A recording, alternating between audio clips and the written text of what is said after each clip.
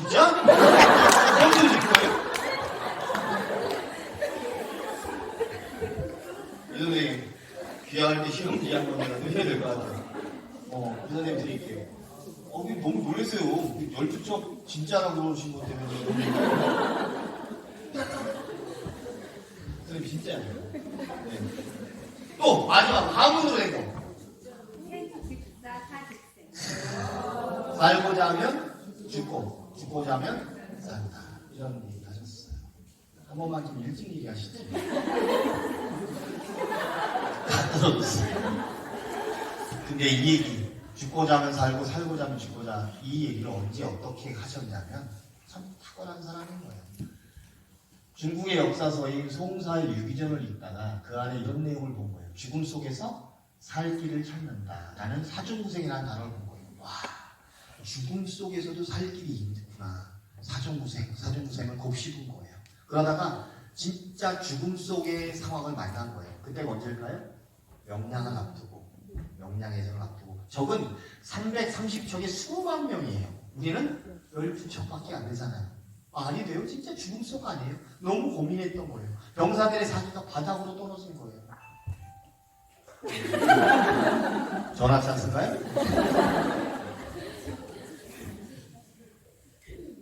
진짜 죽음 속의 상황이 빠진 거예요. 병사들의 사기는 바닥이에요. 그때 장군은 책에서 얻었던 지혜를 통해서 통찰력을 발휘합니다. 그리고 병사들을 불러놓고 이렇게 얘기합니다. 지금까지 내가 전투에서 지는 것을 본 적이 있느냐? 나는 지금까지 모든 전투를 승리로 이끌었듯이 이번 전투도 승리할 것이다. 죽고자 하면 살고, 살고자 하면 죽을 것이다. 라고 하면서 병사들의 사기를 막 올렸던 거예요. 이 한마디가 명량해전의 승리에 기초가 됐다라고 하는 거죠. 너무 멋지지 않아요? 공부했던 내용을 재해석하면서 사중구생이라는 단어를 재해석하면서 필사직생이라는 단어로 바꿔서 병사들의 사기를 방향했던 멋진 시장이었던 것이죠. 이러고 보면 리더들에게 약간의 성과도 중요한 것 같아요. 내가 지금까지 지는 것을 본 적이 있느냐? 그랬는데 예, 많이 봤습니다. 할 말이 없는 거 아니에요? 이런 얘기를 쓸 수도 없잖아요. 리더들에게 성과란 신뢰, 약속이고 믿음이란 말이에요. 이렇게 학습을 통해서 통찰력을 발휘했던 이순신, 너무 멋진 지장이라고 볼 수 있습니다. 그래서 풍부한 지식을 보유했기 때문에 다양한 지략을 구사할 수 있었다고 볼 수 있습니다. 또 여러분, 강강수월래 모르는 우리 민족 없죠? 자, 무슨 뜻인가 한번 보실래요? 강한 오랑캐가 물을 건너오니 준비해라, 이런 뜻이에요. 바로 이때 만들어진 노래예요. 강강수월래가 바로 오랑캐가 쳐들어온다, 준비하자라는 뜻입니다. 여러분 혹시 해남 출신 계세요? 해남, 순천, 진도. 어디서 오신 거예요 도대체? 어디요? 강진이요. 전남 강진. 거기서 해남이 가깝죠? 예. 좋아요. 장군이 해남에 계실 때 고민이 있었어요. 적은 많은데 우리는 병사가 너무 적은 것에 대해서 고민했어요. 그러다가 아이디어가 번뜩 떠올랐어. 부녀자들에게 다 남장을 시킨 거예요. 그리고 옥매산 허리를 돌게 한 거예요. 근데 돌면서 그냥 돌게 하지 않고 나뭇가지를 끌게 했어요. 나뭇가지를 끌면 두 가지 효과가 있어요. 뭘까요? 먼지가 일어나면서 사람이 많아 보이고 또 소리도 나잖아요. 칙칙칙. 그러면서 노래를 부르게 한 거예요. 강강수월래 강강수월래 하면서 옥매산 자락을 도는 거예요. 그때 실제로 일본의 병사들이 해안으로 도반하다가 조선의 병사가 저렇게 많았어? 라고 하면서 실제로 퇴각한 일이 있는 거예요. 기가 막히죠? 이렇게 노래까지 만들어서 전략과 전술로 이용했던 장군이야말로 이 시대의 진정 싱어송라이터가 아니냐. 그렇게 보는 거죠. 눈에도 끼가 막힌 사람이에요. 장수로서만이 아니라 학식이 있었기 때문에, 공부했기 때문이에요. 여러분, 쾌제나 칭칭나네, 이때 만들어진 민요예요. 쾌제, 기쁘다. 칭칭나네, 가등청정이 쫓겨나네 라는 조선 민중들의 한석기 민요란 말이에요. 기쁜 노래예요. 쾌제나 칭칭나네, 기쁘다, 일본 놈이 쫓겨난다 라고 하는 의미의 노래인 거죠. 그리고 우리가 한국인으로서 이 시를 모르는 사람은 없을 거예요. 한산도가 너무 멋진 시조죠. 참 문학적으로 가치 있는 시라고 인정받는 이 시가 언제 어떻게 쓰여졌는가를 알면 정말 가슴 아파요. 정말 듣는 우리에게도 너무너무 가슴 아픈 이야기예요. 이 얘기를 해드리죠. 1597년 전투가 시작될 때 일본이 가장 두려워하는 사람이 누구였을까요? 이름세자 이순신이에요. 그래서 도요토미가 어땠어요? 이 전쟁 전에 조선에서 이순신과 바다에서 이순신과 싸우지 마라. 해전 불가령을 내릴 정도로 이순신을 주교했단 말이에요. 한 번도 못 이겼으니까. 근데 전투를 재개할 쯤 아무리 열두척이지만 이순신은 두려웠어요. 그래서 이순신을 제거하기 위한 계략을 펼칩니다. 5월 며칠 갓곡 이호마사가 부산으로 진격하면서 전투를 재개할 거라는 촉보를 흘립니다. 그 얘기를 들은 선조는 이순신에게 적의 본진 부산으로 가서 적을 파! 명령하죠. 그때 이순신이 갑니까? 아까 얘기했잖아요. 안 가요. 왕명을 깝니다. 잘못된 명령으로 나라와 백성을 이룰 수 없었던 이순신은 안 갑니다. 왕명을 거역한 죄로 안양으로 압송되죠. 정말 죽을 뻔합니다. 그 대신 누가 삼도수군 통제사 세군 참모총장이 오르죠? 원균이라는 장수가 옵니다. 원균이 바로 삼도수군 통제사가 돼서 전투에 나갑니다. 바로 칠천량 해전입니다.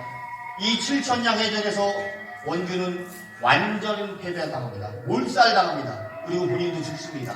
조선의 제해권을 완전히 일본으로 넘겨준 이 아픈 전투, 7년 전쟁 동안 가장 큰 하나의 패배를 남기고 본인은 죽습니다. 민망해진 선조는 찾을 사람이 없었습니다. 그리고 다시 이순신에게 전화를 겁니다. 선생님 이 전화 받을 거예요? 선생님 받겠어요 이 전화? 어제까지 정말 날 죽이려고 했거든요. 근데 장군은 이 전화를 받아요. 나라와 백성이 중요하니까. 예, 전하. 자네가 다시 조선의 수군을 맡아줘야 하겠네. 예, 제가 맞지요. 하면서 남쪽으로 내려가면 흩어진 병사들을 모으고 흩어진 병장기를 수집합니다. 그리고 보성에서 재기를 준비할 즈음 장수들이 모여들기 시작합니다. 장군이 오셨다고? 장군이 복귀하셨다고? 속속들이 모여들기 시작하죠. 하지만 배는 12척이라는 보고를 받은 선조는 이순신에게 조서를 내립니다. 그 뼈아픈 조서의 이름이 바로 명공육전입니다. 명한원이 조선의 수군을 패하고 그 군사들을 데리고 권율 회안에 가서 육전에 참가하라라는 소식을 전한 거예요. 저 같았으면 12척밖에 없잖아요. 너무 불안하잖아요. 예, 전하 감사합니다. 얼른 수군을 패하고 육전에 갔을 거예요. 근데 장군이 이 소식을 듣고 너무 괴로웠던 거예요. 왜 이렇게 조선의 상황을 모르는가? 남쪽에 수군을 패하면 당장 남해를 돌아 서해로 올라가서 조선의 허리를 끊어놓을 텐데 왜 이걸 모르는가? 너무 괴로웠던 거예요. 그 괴로운 심정, 정말 어두운 심정을 가지고 한산섬을 바라보며 빼앗긴 한산섬을 바라보며 한산 아저씨 글을 쓴 거예요. 한산섬에서 쓴 게 아니에요. 1597년 한산섬을 바라보며 오성의 열선구에서 쓰셨던 것이죠. 선생님, 이수인 장군이 이런 마음으로 지금 이 시를 쓰셨어요. 눈을 마주쳐 주세요. 이런 마음 가지고 쓰셨다는 거 아시겠죠?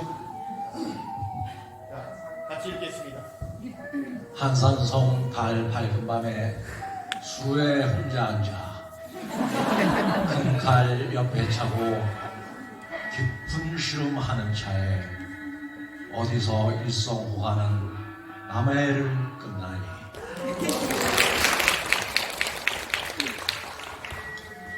깊은 시름하며 고민하는데 어디서 일성호가 하나의 소리가 들려오는데 그 소리가 지금 들려올 거예요. 이제 애국보 아쟁 소리인데 좀 이따 일성호가 하나의 소리가 들려오는데 그 피리 소리가 뭐냐면 자 들어보세요. 이거 태평소 소리. 장군이 괴로운 마음을 안고 있는데 저 멀리서 태평소 소리가 들려오는 걸 들으면서 장군의 마음이 두 갈래 세 갈래 찢어진다. 애를 끌라니 상자가 끊어지는 고통이 온다라는 표현을 하신 거예요. 너무 놀랍지 않아요? 여러분 이런 충신 보셨습니까? 본인이 죽음 앞에 있는데 수군을 패하지 않고 끝끝내 이러한 마음을 결전을 다진 거예요. 그리고 장군이 이 무렵 선조에게 그 유명한 편지를 보내는 거예요. 뭐라고요? 전하! 신에게는 아직 12척의 배가 있사옵니다. 신이 있는 한 적이 우리를 업신여기지는 못할 것입니다. 라고 글을 보내요. 너무 충신 아닙니까? 그리고 4월 후 아무도 예상할 수 없었던 본인만해도 마지막 전쟁이라고 생각했어요. 12척 가지고 330척가 붙는데 마지막 전투라고 생각한 거예요. 나도 여기서 죽겠구나라고 생각했겠죠. 하지만 4월 후 명량에서 대승을 거둬냅니다. 이게 바로 이순신이에요. 포기하지 않았던 거죠. 물러서지 않았던 거죠. 그리고 명량에서 대승을 거두자 마지막 전투라고 생각했던 도요토미 히데요시가 광증을 일으킵니다. 지금 말로 하면 뭐예요? 뚜껑이 확 열린 거예요. 그리고 이 병이 낫지 않아요. 그리고 죽고 맙니다.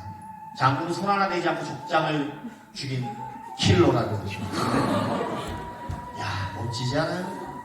킬러 이순신. 휴지 좀 드리세요. 그래요, 선생님? 그리고 여러분, 장군이 끊임없는 이 학습가인데 학문에 열중했던 것이 끝이 아니에요. 학문에 열중했던 것과 더불어 끊임없이 새로운 지식과 정보를 수집하는데 마음이 열려 있었던 거죠. 귀가 열려 있었고 마음이 열려 있었던 것. 이게 바로 장군에게 더 큰 어떤 학습의 자세인 것 같아요. 혹시 나시분 계세요? 나시? 안 계세요? 선생님 나시예요? 아, 손조 이름이 누가 있어요? 임진왜란때 활약 한번? 여기 써있죠? 근데 아세요? 모르세요? 몰라요? 도망가라! 몰라요 진짜? 이 거북선을 만들자고 제안한 분이 바로 이 나대용 장수예요. 장군! 귀선이라는 걸 한번 만들어 보시죠. 적이 이런 활동을 할 때 이 귀선이 이전에 이런 역할로 쓰였었는데 우리에게 도움이 될 것 같습니다. 이때 장군은 하급참모였지만 나대용이 하급참모였지만 바다와 배에 관한 전문가라는 것을 인정한 거예요. 그래서 그 얘기를 들은 거예요. 그래? 괜찮을 것 같은데 자네가 한번 프로젝트 리더를 맡아보게. 내가 한번 도와줄게. 하면서 거북선을 만들기 시작한 거예요. 장군이 들을 수 있는 귀가 없었다면 후배를 무시하는 어떤 자만, 교만함, 선입관 이런 것들이 있었다면 이 배는 거북선은 나오지 않았을 거예요. 아마도 이렇게 얘기했겠죠. 우리 조직에 사는 얘기처럼. 야! 있는 거나 가지고 잘 싸워 이 자식아. 꼭 일 못하는 애들이 쓸데없이 새로운 거 만들자고 그래. 이런 얘기를 했겠죠. 그럼 거북선은 나오지 않은 거예요. 바로 이런 자세가 들을 수 있는 귀, 열린 마인드가 있었기 때문에 이순신 장군이 23번 싸워서 23번 다 이겼다고 보는 거예요. 그래서 이순신의 학습 능력은 이거라고 보는 거예요. 떨지 말고. 학습 능력이란 우리가 이순신 장군에게서 배워야 할 학습 능력이란 늘 열린 마음과 자세로 새로운 지식과 정보를 수집. 열린 마음으로 새로운 지식이나 정보에 대해서 흔쾌히 받아들이려고 하는 마인드가 있어야 합니다. 다른 사람의 이야기를 선입관 없이 경청함. 그렇죠? 또 연결해서 상대가 누구든 나보다 우수한 점이 있다면 겸허하게 수용함. 다른 사람의 이야기 상대가 어린 사람이든 후배이든 못난 사람이든 공부를 많이 안 한 사람이라 할지라도 나보다 나은 게 있다면 겸허하게 받아들일 줄 아는 흡수력이 있었다는 거죠. 마인드와 더불어 귀가 있었다는 거예요. 그 귀를 갖고 있었던 것. 이게 바로 23전 23승의 원동력이었다는 것이 있는 거죠. 그리고 새로운 분야에서 뭔가 바꾸려고 하는 그러한 마인드가 중요하다는 거예요. 선생님, 사진 찍지 마시고요. 책을 사세요.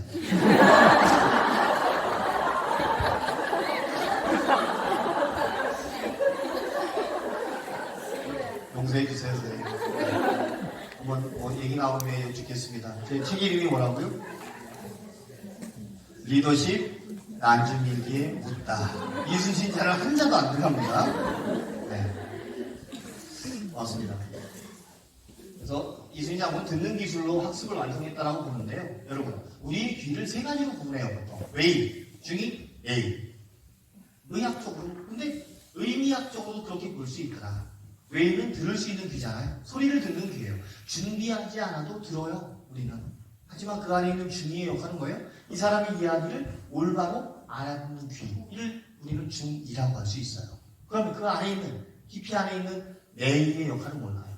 이 사람이 차마 이야기하지 않았지만 그 속뜻을 알아듣는 귀를 우리는 내의의 역할이라고 합니다. 우리는 이 세 가지 귀를 다 가지고 있더라. 어떤 자세, 어떤 마인드로 대화에 임하느냐에 따라서 달라질 수 있다는 거죠.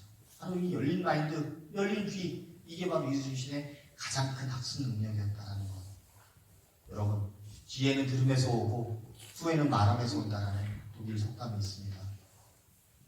많이 듣고 적게 말하는 것이 지혜의 핵심이라고 동서고금을 통틀어서 이야기하고 있지 않습니까? 그래서 우리는 귀가 중요하고 마음이 중요한 것 같아요. 그래서 여러분, 소리는 귀로 들어요. 말은 소리니까 귀로 들어요. 하지만 말귀는 의미예요. 그래서 이건 마음으로 들어야 한다는 것이죠. 귀와 마음이 함께 움직여지는 것이 바로 올바로 듣는 방법인 것 같아요.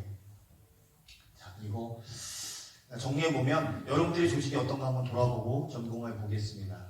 세럼미가 떨어지는 조직은 텃세가 심합니다. 그래서 정보 공유가 잘 이루어지지 않습니다. 이런 조직은 되게 힘든 조직이에요. 우리 조직은 어떤가요? 텃세가 강하고 정보 공유가 잘 이루어지지 않나요? 그렇다면 생각해 봐야 합니다. 어떤 조직은 리더가 공동체를 자기 것이냐 꽁꽁 묶어놓고 구성원들을 헤아려주지 않는 조직이 있는가 하면, 어떤 조직은 어때요? 자연스럽게 정보 공유와 노하우가 흘러다니는 그러한 열린 문화도 있단 말이죠. 어떤 조직이 되어야 할까는 우리가 생각해 볼 필요도 없는 그러한 결론이잖아요. 바로 이런 조직이 되어야 한다고 저는 주장하고 싶습니다. 조직 공동체 내부에 가치 있는 정보가 자연스럽게 흘러다닐 수 있는 토양이 형성되어야 합니다. 그래서 누구나가 배우고자 하는 의지만 있다면 성장의 기회를 얻을 수 있어야 한다고 봅니다. 그래서 이렇게 트라이앵글이죠. 조직은 기회를 부여하고 개인은 기회를 통해 성장하며 그 성과가 다시 조직으로 귀속되는 이러한 선순환 구조가 우리 조직에 필요합니다. 이게 바로 학습 조직이고 성과 조직이다. 이렇게 성장할 수 있도록 조직이 도와주고 선배가 도와주고 그룹이 도와주는 것, 그리고 그 성과를 통해서 또 우리 조직이 발전하는 것, 이런 것들이 바로 선순환 구조, 학습적이라고 볼 수 있습니다.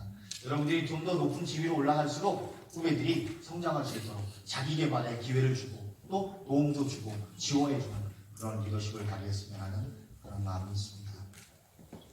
자, 오늘 제 그 책 안에 12개 이렇게 리더십 주제, 자기 경영의 주제가 있는데요. 오늘 3가지 얘기했습니다. 바로 정체성의 얘기입니다.